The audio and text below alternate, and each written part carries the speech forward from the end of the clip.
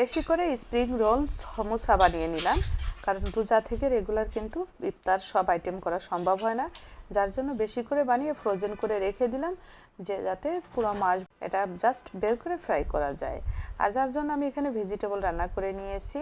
আর vegetable পাতাকপি, capsicum, গাজর, একটু আলু দিয়েছি, দিয়ে ভেজিটেবলটা রান্না করেছি। আর এদিকে কিছু সমোসার শিট ভেজে ওটার সাথে কিন্তু মিক্সড করে নিলাম, এটা কামড় দিলে যাতে ভিতরে একটু ক্রিস্পি ভাব আসে।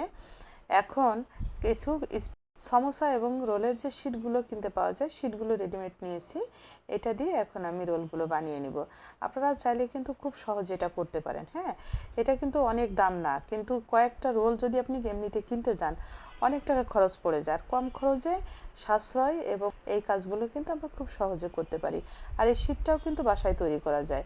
আমি চিন্তা করলাম আমি সবসময় বাসায় তৈরি শিট করি, কিন্তু এবার এখনও করা হয়নি। একদিন করে আমি ভেজিটেবল রোলের যে শিটটা আছে ওটা তৈরি করে এবং রোলটা তৈরি করে আপনাদের দেখিয়ে দিব। আর এখানে স্প্রিং রোল আর সমোসা বানিয়ে নিয়েছি, এগুলোকে ফ্রোজেন করে রেখে দিব। আর কিছু এলোমেলো হয়ে গেছে, এগুলো থেকে আজকে খাওয়ার জন্য এগুলো কিন্তু ফ্রাই করে নিলাম। আর সিম্পলি কিছু ইফতার আইটেম আজকে করেছি, সবই আমার হাতে তৈরি। হাতে তৈরি ইফতার সবসময় চেষ্টা করি ফ্যামিলিতে সার্ভ করার জন্য, বাহিরের কোনো খাবার ফ্যামিলিকে যাতে না খাওয়ানো লাগে। শরবত থেকে শুরু করে প্রত্যেকটা আইটেমই আমার হাতে তৈরি। সিম্পলি ইফতার আইটেমটা আপনাদের সাথে শেয়ার করলাম। আশা করি আপনাদেরও ভালো লেগেছে।